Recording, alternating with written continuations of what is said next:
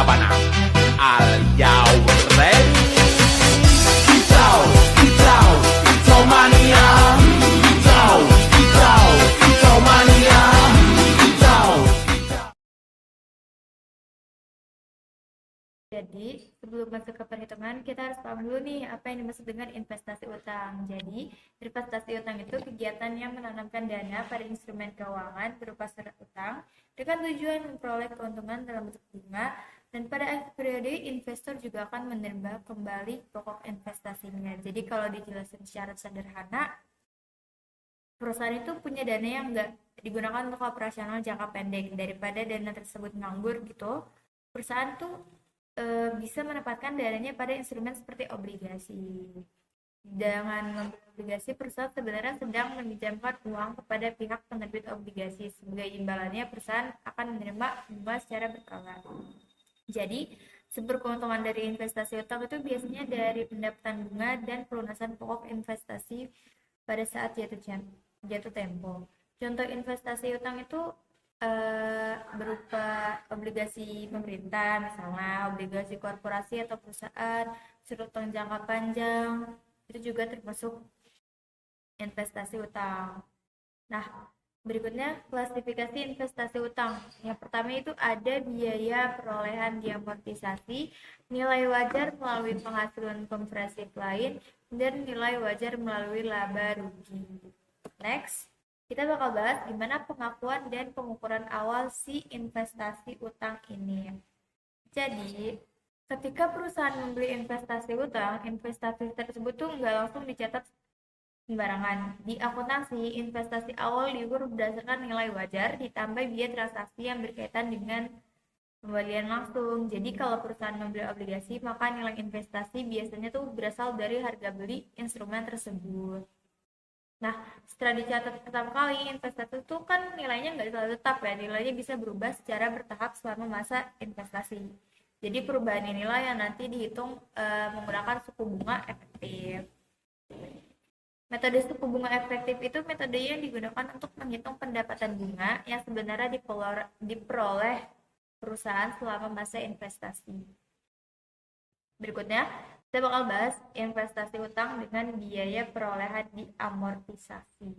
Metode pengukuran investasi utang di mana nilai investasi akan disesuaikan secara bertahap selama masa investasi harga jatuh tempo. Jadi metode ini tuh digunakan ketika perusahaan membeli obligasi dengan tujuan untuk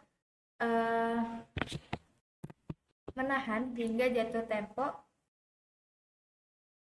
untuk memperoleh pembayaran pokok dan bunga, bukan untuk dijual kembali dalam jangka pendek.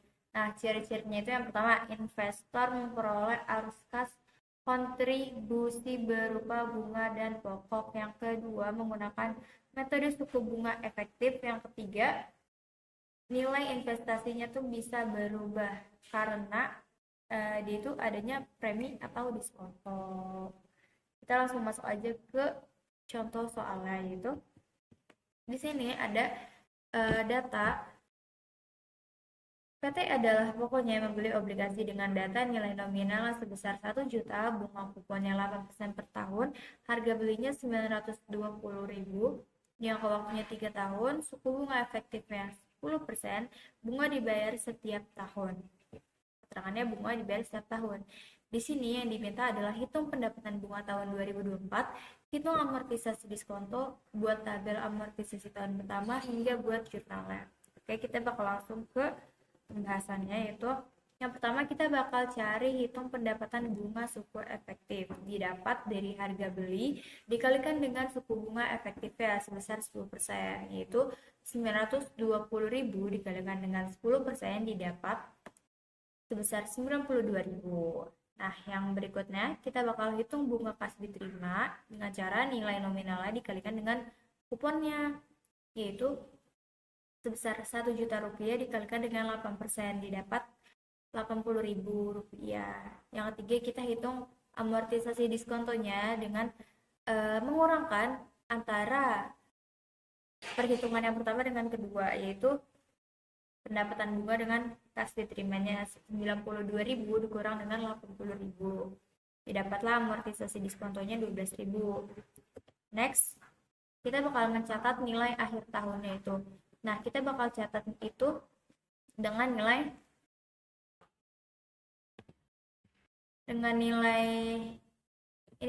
nilai harga belinya nih. Dengan nilai harga belinya ditambah dengan nilai diskontonya. Jadi nilai tercatat akhir tahunnya itu sebesar 932.000. Di sini bisa ada tabel amortisasinya. Ini kan udah ada di soalnya ya. Yang nilai awalnya, terus pendapatan bunganya, bunga kas ya kurang segini, amortisasi diskontonya yang tadi udah kita hitung 12.000, terus nilai akhirnya tuh didapat dari yang ini barusan kita hitung kayak gitu. Jadi kita langsung masuk ke jurnalnya, yaitu kas di debit dengan nominal 80.000, terus investasi obligasi sebesar 12.000 yang diskonto tadi, terus kita akun kredit pendapatan bunga sebesar 92.000. Oke, selanjutnya di sini saya akan melanjutkan pembahasan mengenai investasi utang penjualan atau yang biasa disebut dengan trading. Yang dimana investasi utang dalam kategori trading ini merupakan aset keuangan yang dibeli dengan niat utama untuk dijual kembali dalam waktu dekat atau secara jangka pendek ya. Fokus utamanya adalah spekulasi profit dari fluktuasi harga pasar yang bukan untuk mencari pendapatan bunga tahunan hingga jatuh tempo. Oleh karena itu, sifatnya yang sangat liquid dan berorientasi di pasar, standar akuntansi mewajibkan penggunaan nilai wajarnya atau fair value-nya ini sebagai alat ukur utama, bukan biaya perolehan yang diamortisasi. Oke, next. Nah, di sini ada yang pertama itu ada mekanisme pencatatan pada nilai wajar. Di mana nilai investasi ini harus diperbarui setiap tanggal pelaporan. Misalnya itu setiap akhir tahun atau akhir kuartal. Proses penyesuaiannya ini perusahaan ini melakukan dan akan melihat harga pasar aktif pada tanggal pelaporannya.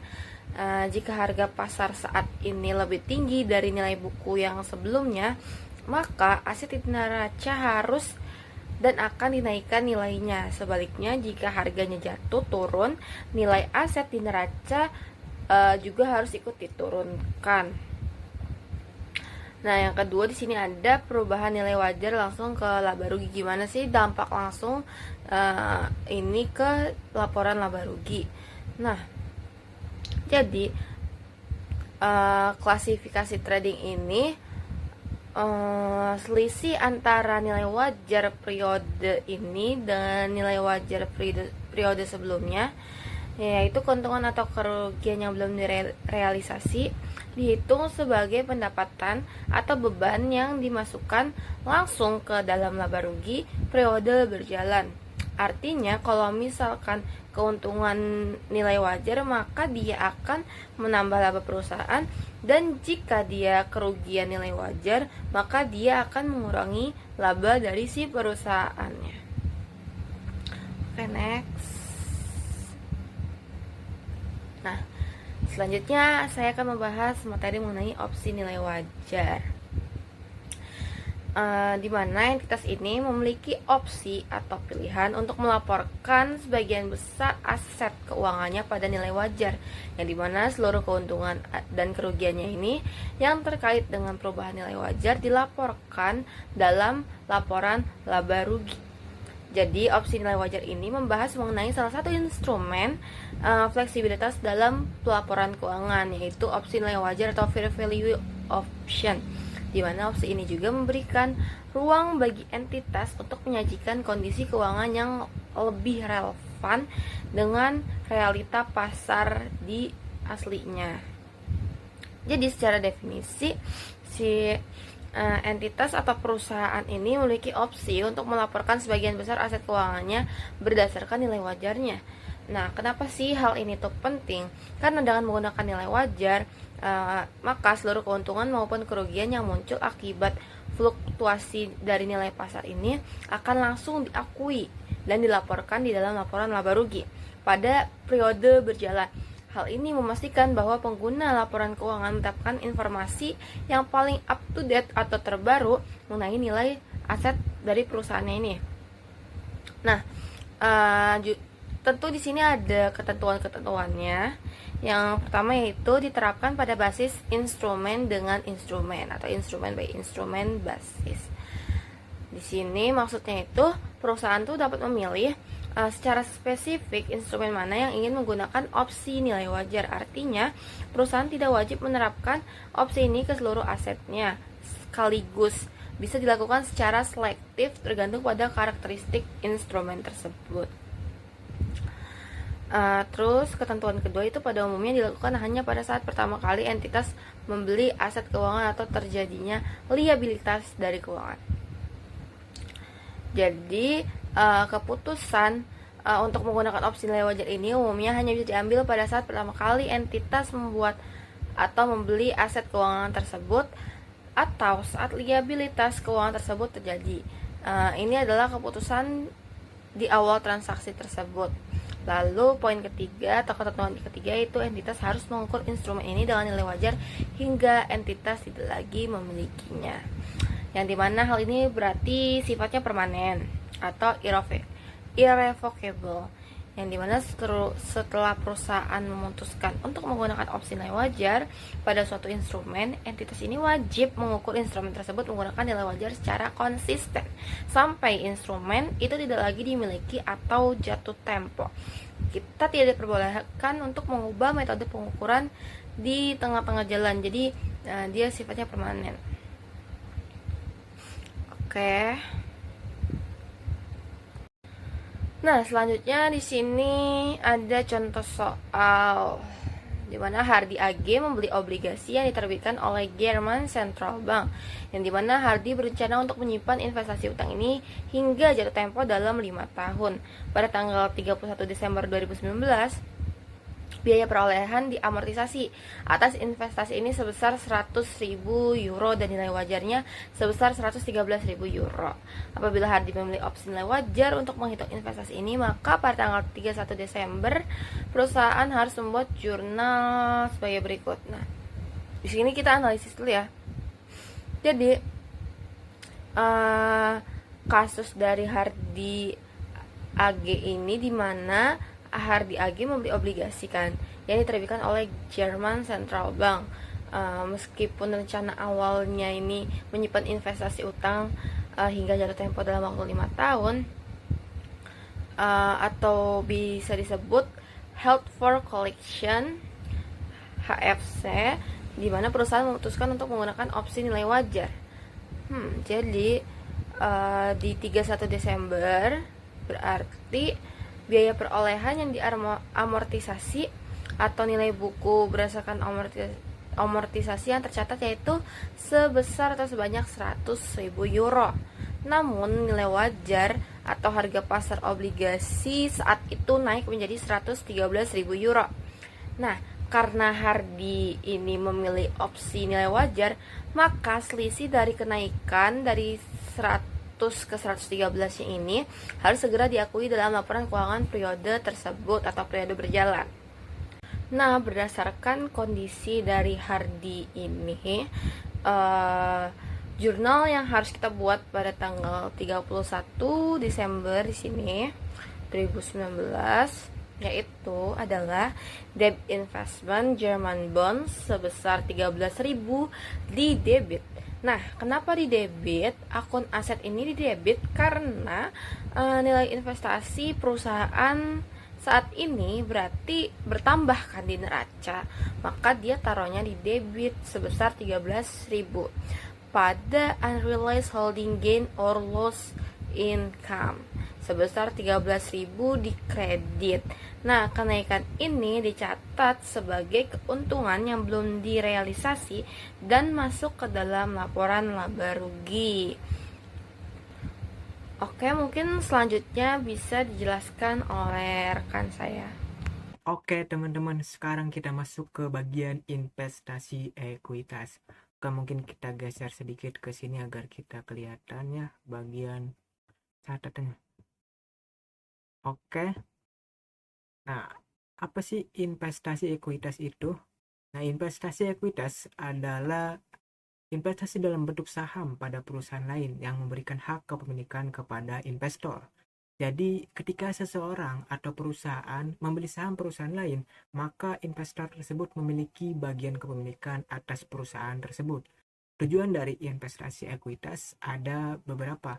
Pertama, untuk memperoleh dividen.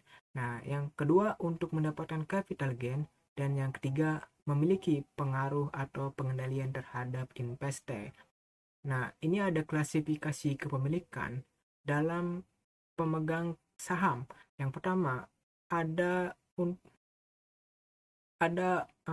persentasenya yaitu 20%, kurang dari 20%. Maka biasanya investor tidak memiliki pengaruh signifikan sehingga menggunakan fair value method dalam pencatatan akuntansinya.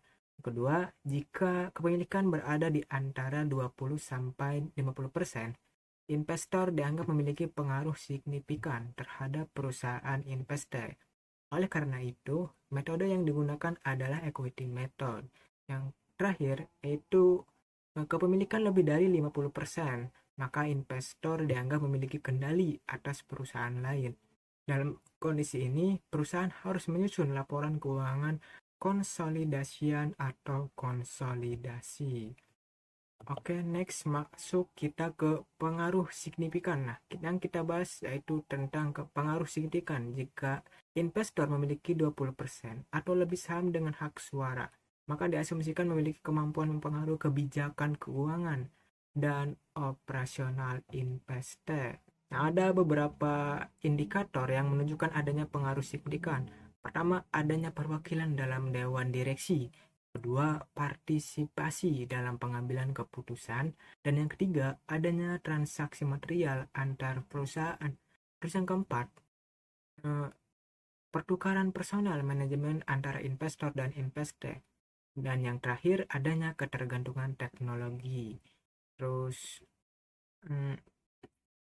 karena adanya pengaruh signifikan ini, maka konsekuensi akuntansinya adalah investasi harus dicatat menggunakan equity method atau metode ekuitas. Oke, next kita masuk ke equity method atau metode ekuitas. Mungkin kita geser dulu ke sini ya. Oke, kelihatan ya. Kita masuk ke sini ke bagian equity method. Nah, metode ekuitas itu digunakan ketika investor memiliki pengaruh signifikan terhadap perusahaan investor. Biasanya pada kepemilikan saham antara 20-50%.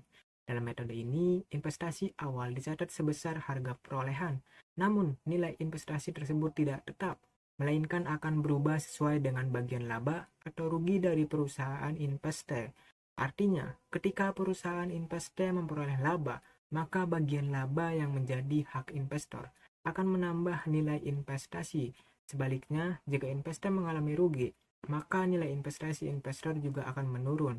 Selain itu, ketika investor menerima dividen dari investor, dividen tersebut tidak diakui sebagai pendapatan utama, tapi juga mengurangi nilai investasi yang tercatat. Selanjutnya, dalam perlakuan akuntansi metode ekuitas, saat investor memperoleh laba, investasi bertambah dan investor mengakui pendapatan investasi.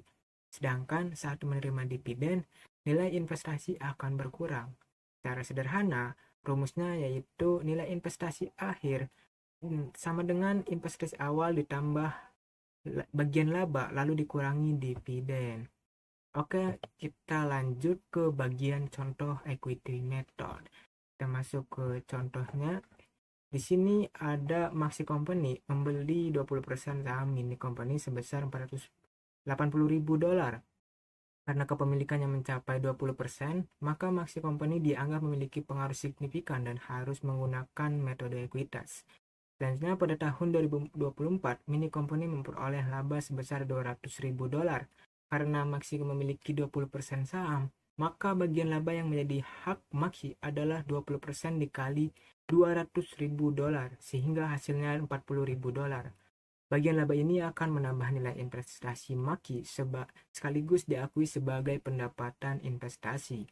Jurnalnya debit equity investment sebesar $40.000.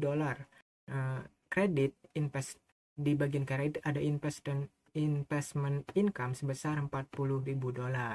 Kemudian jika mini company membagikan dividen sebesar $100.000, maka bagian dividen yang diterima Maxi adalah 20% dikali $100.000, yaitu $20.000. Pada metode ekuitas, penerimaan dividen tidak dicatat sebagai pendapatan, tapi mengurangi nilai investasi. Jurnalnya debit di kas sebesar $20.000 dan kredit di kredit ada equity investment sebesar $20.000. Oke, kita masuk ke bagian kepemilikan lebih dari 50%. Nah, di sini selanjutnya kita akan bahas terkait kepemilikan ini. Ketika suatu perusahaan memiliki lebih dari 50% hak suara pada perusahaan lain, maka perusahaan tersebut dianggap memiliki kepentingan pengendali atau controlling interest. Artinya investor sudah memiliki kendali terhadap kebijakan operasional dan keuangan perusahaan investor. Dalam kondisi ini, terdapat beberapa istilah penting. Pertama, investor disebut sebagai induk atau parent. Kedua, perusahaan yang dimiliki disebut sebagai anak perusahaan atau subsidiary. Selanjutnya, investasi pada anak perusahaan dicatat dalam pembukuan induk sebagai investasi jangka panjang.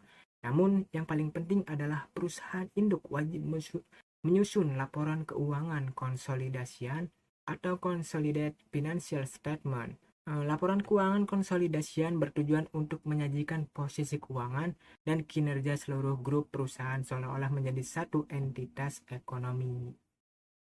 Oke, next kita masuk ke bagian isu pelaporan lainnya pada investasi. Nah, isu utama dalam pelaporan investasi yaitu seperti ada penurunan nilai impairment, yang kedua ada pemulihan kerugian penurunan nilai, ketiga pelaporan investasi HFCS, keempat penyajian pada laporan keuangan. Nah, tujuannya apa sih? Untuk menentukan apakah nilai investasi masih dapat dipulihkan dan bagaimana dampaknya terhadap laba rugi, other comprehensive income atau OCI, nilai tercatat investasi. Nah, jenis investasi yang dievaluasi itu seperti investasi utang, investasi ekuitas, dan investasi HFCS, held for collection and selling.